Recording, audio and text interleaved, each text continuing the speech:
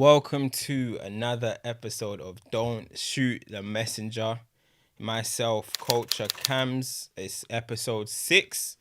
I'm back again with another one, and today we got a good little topic on our hands. But first and foremost, a disclaimer. As I say every week, if this show makes you mad, it makes you mad. There ain't nothing I can do about it. I'm sorry. So, listen, today everything was about, yesterday I was chilling. I was relaxing, having a good time. I think I might have even been sleeping. I can't even remember what was going on.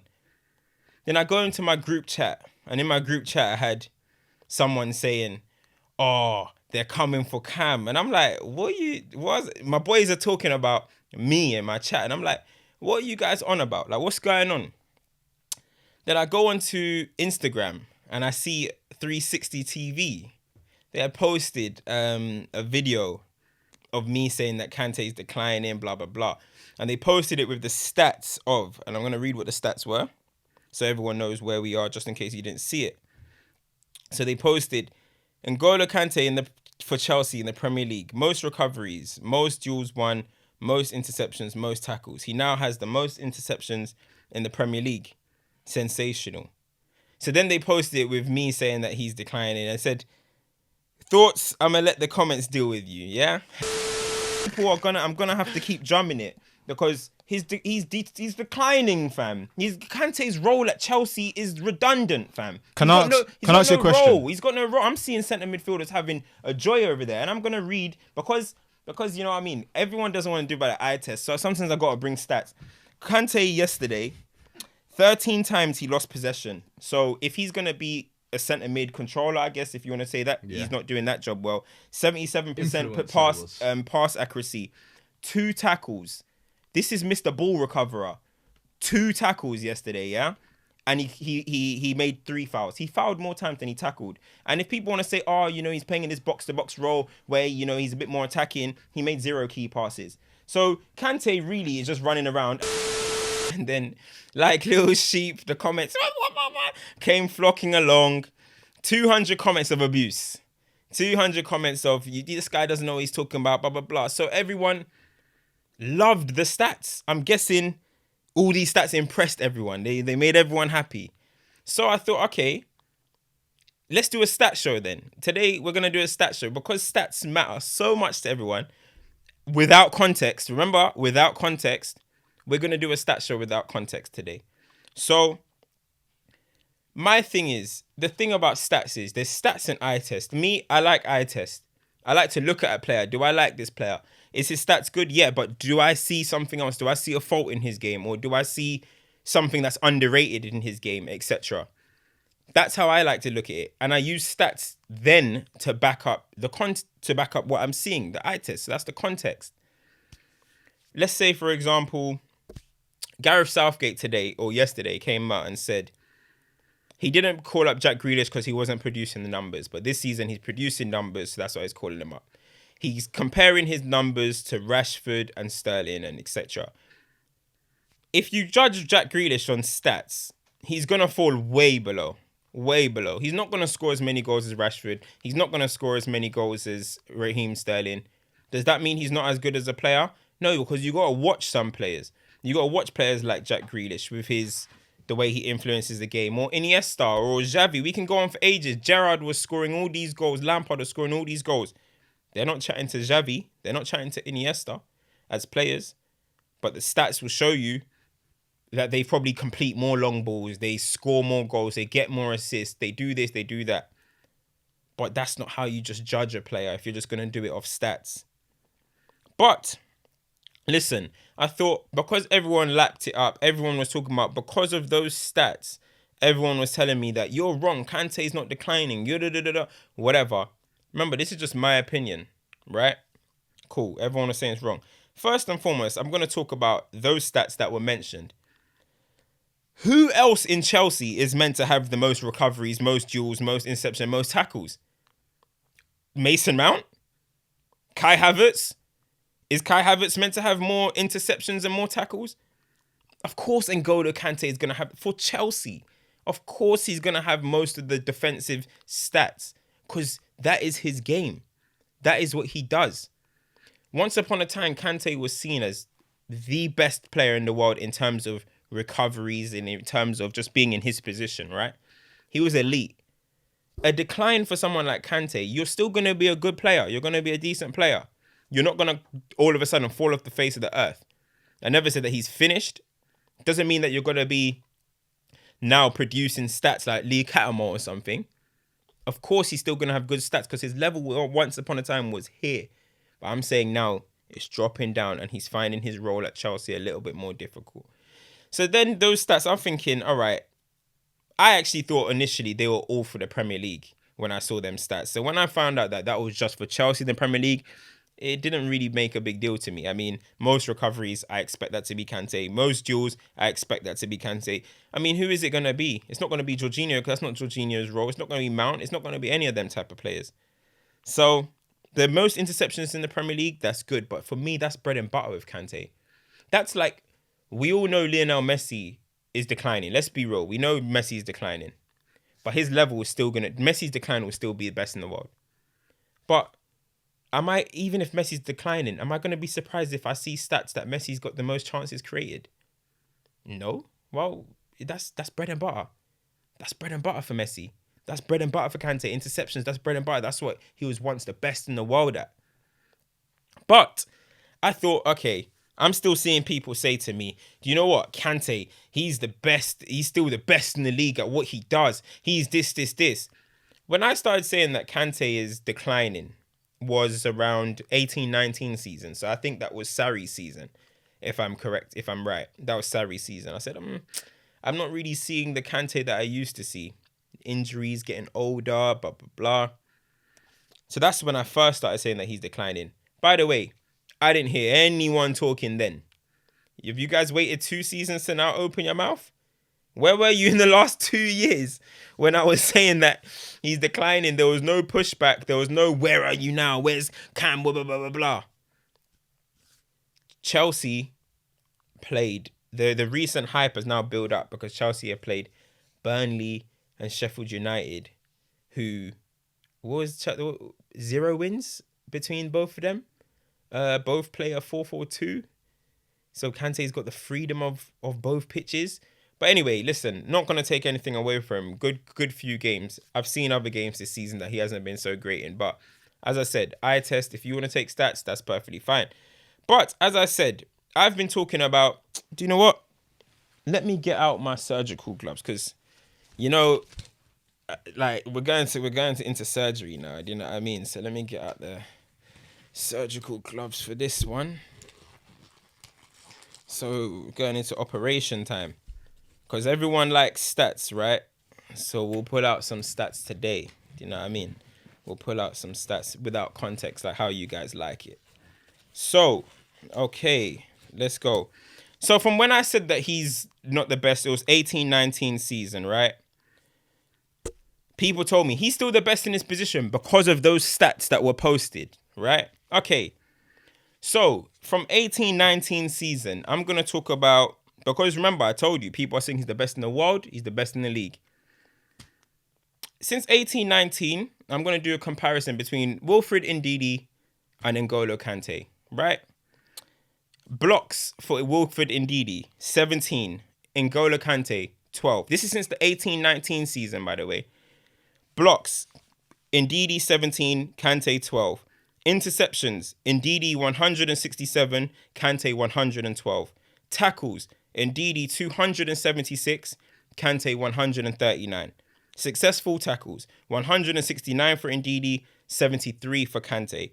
Clearances, 147 for Ndidi, 63 for Kante. Headed clearances, 69 for Ndidi, 27 for Kante.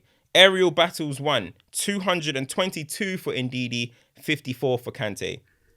So since the 18-19 season, Ndidi has absolutely blown Kante away in every single defensive stat you can imagine. Is Ndidi better than Kante? Can I now start saying Ndidi's better than Kante? I bet you guys are going to start talking about context now. Now you're going to start telling me, oh no, but he's doing this and he's doing that. No, you're going to be giving me ifs, buts and maybes. Nah, We're not doing that today. We're going purely on stats, like how you guys like it. Purely on stats. I don't want to hear no talk. Indeed, he clears Kante. Proofs in the puds. I mean, I can show you these stats. They can post the stats if you want. Proofs in the puds, but stats. Like how you guys like it. Don't shoot the messenger. I'm literally just reading off the Premier League site. You can all go check it yourself. Anyway, again, let's talk about stats again. Because you guys love stats so much, we're going to talk... Who do people be calling the big Premier League flop? They call it Harry Maguire, right? People say Harry Maguire is the big Premier League flop. What a waste of money. He was so shit last season. He was this, he was that, he was this. Okay. Who do the Premier League call the best defender in the league?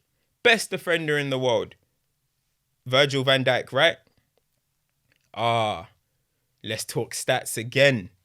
Let's talk stats again. Cool. In the Premier League last season, blocks, Maguire 22, Van Dijk 15.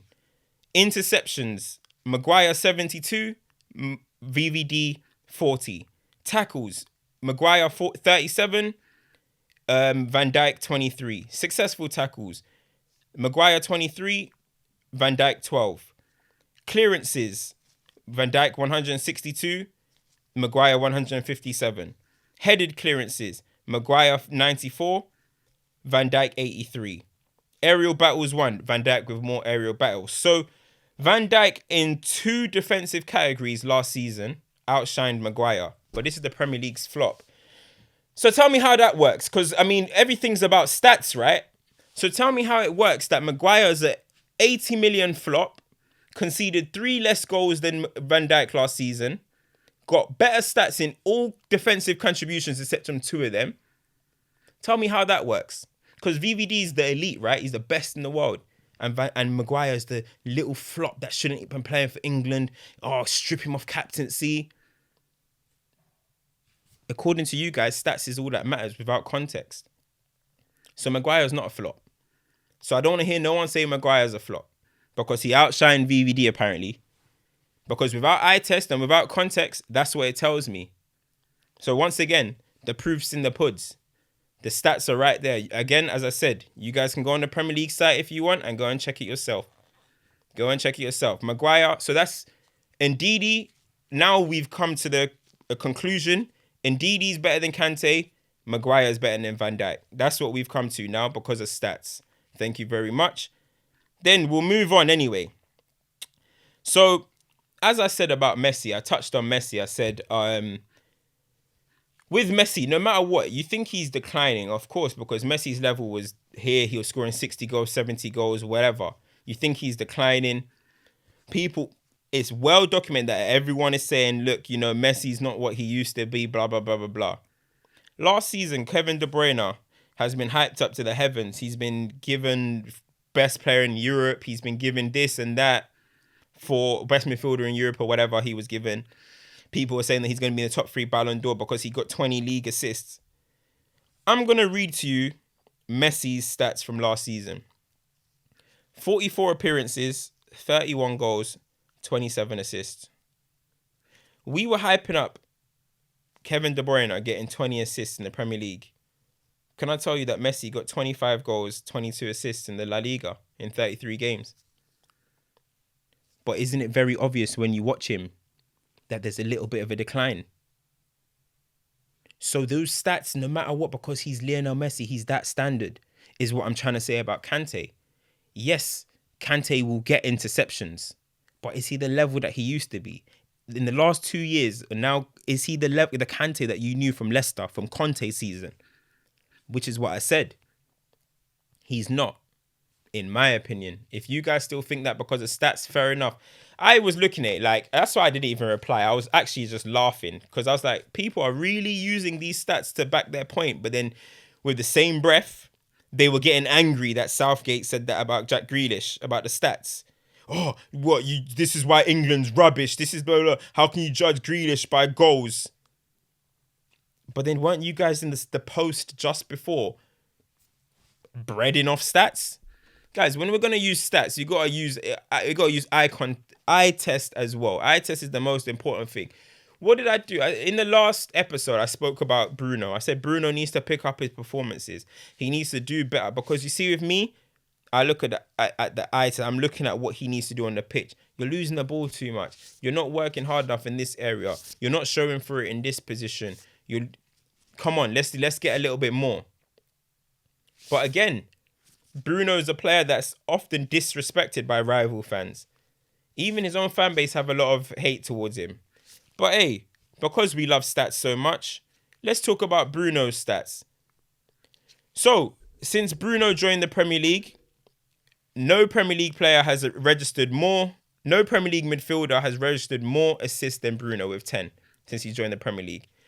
Since Bruno made his debut in February 2020, only Mohamed Salah is the player to score more Premier League goals than him, that 13. Yeah. Despite being called a penalty merchant, Bruno has actually scored 7 non-penalty goals since he's made his debut, more than any other midfielder in the Premier League. His efforts against Everton were acknowledged as his 5th Man of the Match award. No player has received more in the Premier League since Bruno has come to the league. 10 goals, 5 assists. Bruno has more goal involvements in his first 10 Premier League games, away games, than any player in the competition's history. Bruno has now directly been involved in 23 goals in 21 games. These are all facts. So with all the mouth that people say, laugh at Bruno, he's not levels, blah, blah, blah. I just gave you all these facts as to why he's actually, statistically, the best midfielder in the league. So when you're talking about the KDBs, when you're talking about Grealish, when you're talking about all these players, you better mention Bruno. Because statistically, as you guys love stats, he's the best midfielder in the league. I sound crazy, right? That's how everyone looks when you're bringing stats to me to show how good Kante is. I sound crazy. Me saying Bruno's the best in league, me saying Ndidi's better than Kante, me saying that Maguire's better than VVD. You see how stats can be manipulated.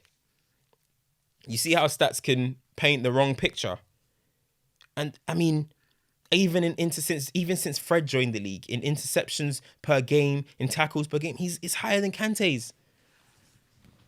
But you have never ever seen me say that Fred is a better player than Kante. But that doesn't come out of my mouth. So I'm just trying to highlight, right, how silly it is when people just use stats to paint a picture and not think about context and not think about the eye test. The best way to learn the game is by watching the game, right? And when I watch Kante, and as I said, I think he's declining. I don't think he's I think in the we're going to see later in the season, innit? If I'm wrong, I'll say, hey, listen, I was wrong. Maybe he bounced back. But for me, I think I see flaws in what Chelsea want from him and what he can give. Yeah, it's going to be good right now, but I've seen the Sevilla's games. I saw the Liverpool games. I wasn't really that impressed with Kante. I saw Man United, just okay. Like, we'll see anyway. Like, it's a long season, and for people to start getting excited after 8 games, I mean, I saw the relief on everyone's face. I saw the relief in everyone, the way everyone was typing. They were damn relieved. They were relieved, as if, like, you don't believe in your mans. If you believed in your mans, you won't have to say nothing. You won't have to feel, oh, yeah, what are you saying? I had about 20 DMs. I had probably about 30 ats, 200 comments.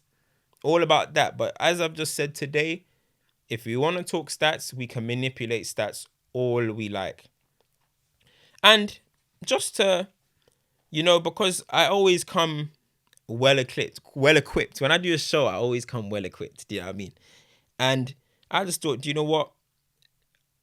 People call Holberg, right? Holberg, he's just a decent player. He's not that special. Blah blah blah. Kante is the best. Kante is this. So I thought, all right, do you know what? I was doing last season's stats, which I've already proved indeed he clears Kante, right? This season, total duels won per game. Holberg has more than Kante. Long balls completed per game. Holberg has more than Kante. Oh, actually, Kante has 0.1 more than than Holberg. Kante interceptions per game, more than Holberg. Tackles per game, Holberg more than Kante. Clearances per game, Holberg more than Kante. Key passes per game, Holberg more than Kante. So really and truly, when you look at the stats as well, Holberg is outperforming Kante this season. But he's just the average £15 million signing. Jose shrewd, nothing special, and Kante is the best in the league. But because you guys showed me that Kante's Chelsea's highest performing defensive midfielder, because he's really Chelsea's only defensive midfielder, he's back. He's the best in the league. Manipulation of stats that was.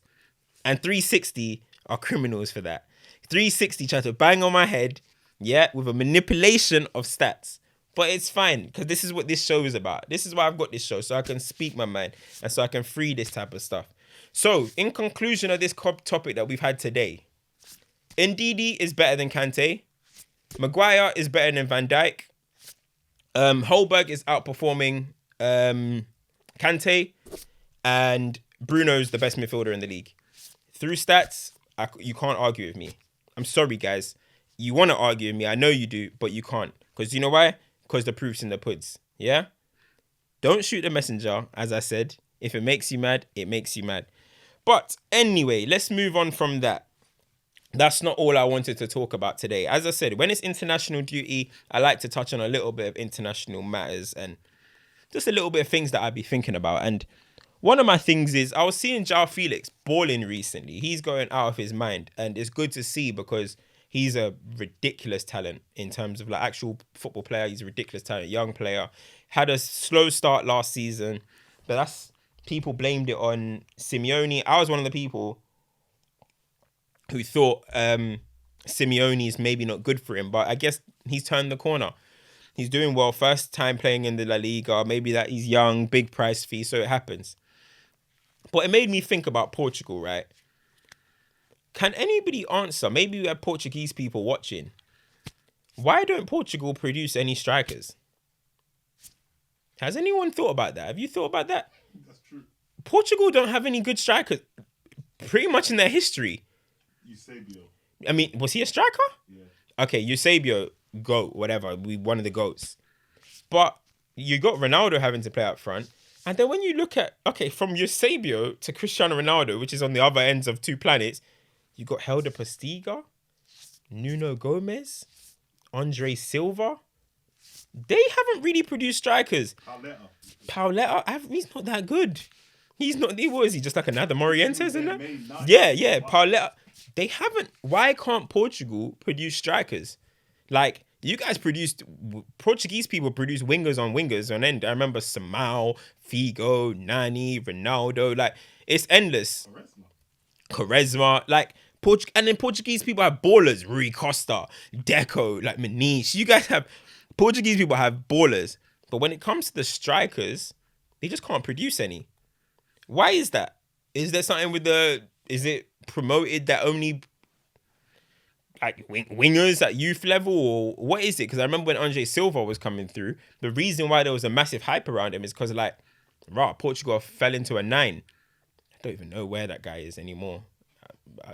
He was at Milan once upon a time. Now I'm seeing 40-year-olds Zlatan there. I don't know where he is. So that was just something that was on my mind. Just very, very random. And then also just a quick one as well.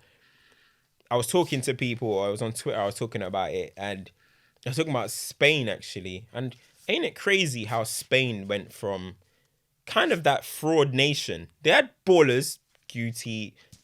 I think Guti's massively overrated over his career, but you got Guti, you've got Raul, you had Morientes, you had like Guardiola days, you had Hierro, you had Helguera. But really and truly, on international stage, they were frauds. When you think about it, they had a golden generation around 2000, I believe it was, which did not end well. So ain't it mad how they just went from that to possibly the greatest national team ever? Like, where did that come from? How did they just randomly produce Xavi, Iniesta, Cesc Fabregas, Silva, Mata, Torres, Villa, Busquets, Alonso? How did they Ramos, Piqué, Puyol. How did they randomly go from that to that? And now they've kind of gone back to that era where it's looking like, your national team's a bit shaky. As I said, no disrespect to the big man, but Adama Traoré plays for Spain. You're in huge trouble. And I know the guy behind the camera loves him, but flipping out.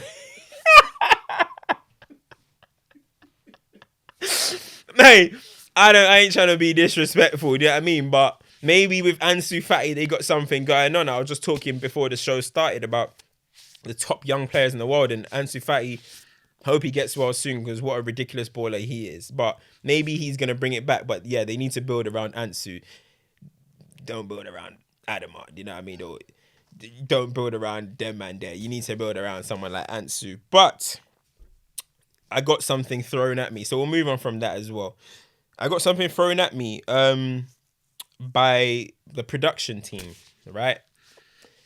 They were talking about Pepe. So I saw Lee Dixon say, hey, Pepe, play better, man. Like, Pepe is crying about, manager, Arteta. Just play better. That's what Lee Dixon said. Straight up, old school, Dixon and Winterburn, straight to the point, play better. So I was looking at it, and I was looking at the comments, I was looking at people, and people seem to be deflecting because it was said like, yo, he's a flop. And let's be real, Pepe's a flop. Let's not beat around the bush. He's a flop. And people are like, oh, chat to your man's Maguire, chat to da-da-da. Listen, by no means has Maguire been great. But actually, he's been better than Van Dijk by stats. But by no means has Maguire been great. But he's been much better than Pepe. Let's be honest now. Like, let's not go too far. He has been much better than Pepe. Like, Pepe is one of the Premier League's biggest flops at the moment. When he comes onto the pitch, I'm seeing Arsenal fans are fuming. How can your £72 million man be fuming? Didn't Don Raul get sacked because of the big man? Don Raul got sacked because of the way he brokered that deal. And they brought in Vichy, or what was his name? Was his name Vichy? Vishak or something. Yeah, they brought in my man, yeah? because Don Raul couldn't went and brought in Pepe. In all honesty, right, Pepe's stats, I remember people saying 18 GNA and this many in his first season. What was it, like 4 or 5 Premier League goals, if that? This is another thing that's ruining the game, stats, because you guys know deep in your heart Pepe is a flop, but you bring up his stats about 18 GNA when you know he's a flop. Like, in all honesty, and like big him up for trying, but all of this complaining about, listen, you had Emery, it didn't work. You had Ljungberg, you were still bumming it. And now you've got Arteta, and you're still stinking. Listen, sometimes I feel like in this generation, people look for excuses. Roll up your sleeves, roll up your socks or whatever, and go out there and perform. It's as simple as that. If you were actually performing to their level, Arsenal might be a decent team in attack. Aubameyang might have some more goals. Everyone's talking about Aubameyang has to carry. Why should he have to carry a £72 million man? For goodness sake. So listen, the only player that I won't get onto at Arsenal right now is Aubameyang. But Pepe, is meant to be the X factor. He is meant to be the player that transforms Arsenal. He was a £72 million man. And by the way, Arsenal are paying that over 5 years. So even if he goes, you're still going to be paying that fee. You're still going to be paying. What is that, like a Klarna deal or something? That's like that's like a Klarna deal, like flipping out, like. But anyway, terrible business that, and he has to turn it around, because I said if he doesn't do it this season, then of course the 360 caption said Kesman. Flipping out, Kesman. We're gonna start talking about Joe Linton. We're gonna start talking about if he's Joe Linton levels of flop, not Kesman, for Joe Linton levels. Because Kesman, yeah, he did his thing, but he was bodying Holland. Holland's not the greatest league. Okay, he flopped. At least Chelsea still went and won titles. Chelsea were champions that season anyway. Kesman or no Kesman. Kesman played in the Champions League game when Chelsea came back against Barcelona. Exactly. Boy, so Chelsea were champions. Flop or no flop, Chelsea were champions. Arsenal, flipping hell, mate. Arsenal, there's not even any hope there. So, listen, guys. As I said, today it's a petty whap episode. You know what I mean? Petty whap, not fetty whap, petty whap. But I'm just here to free my truth. As I said, deliver the truth. Everything that I said today, it just give you guys stats without context. make sure the most important thing is the eye test, right? But anyway, guys, that was episode 6 of Don't Shoot the Messenger. And as I said, if it makes you mad, it makes you mad. I'm out. See black, they start